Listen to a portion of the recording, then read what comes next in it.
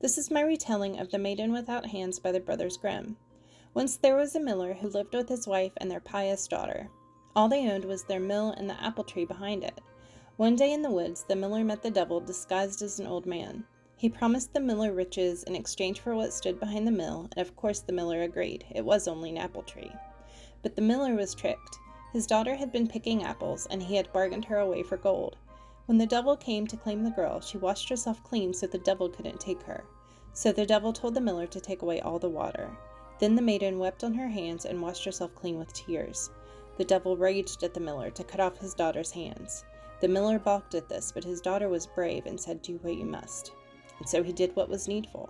But in her pain, the maiden wept so long and hard that the stumps of her hands were washed clean, and so the devil lost his claim on her. The maiden did not want her poor father and mother to have to care for her, so she set out to make her way by the kindness of strangers. She was caught one day stealing apples from the king's garden, but she was so beautiful the prince fell in love with her and they married. Then the prince became king. Just after his queen got with child, he was called away to war.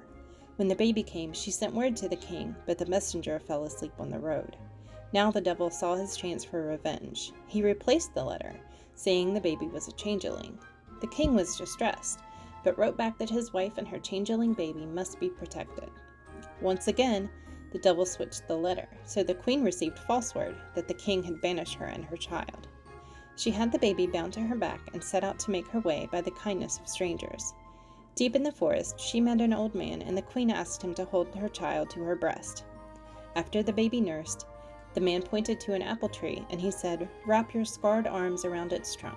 She did this, and her hands were made whole again. Then the kind old man pointed to a cottage nearby and said, "Go and live there, but never ever answer the door unless the caller asks 3 times to enter for God's sake." When the king returned much later, he sought his queen and at last found the cottage in the woods. Seeing her through the window, he thought, "Can that be her? It looks like my beautiful wife, but she holds her babe with 2 hands." He knocked, but the queen refused him. Confused, he rapped again on the wooden door. Still the queen would not answer. Desperate, he knocked a 3rd time, crying out, "For God's sake, let me in!" Relieved, the queen finally opened the door and rushed into her beloved's arms. They set out for their castle, and the cottage disappeared into the woods behind them. The devil would never curse them again.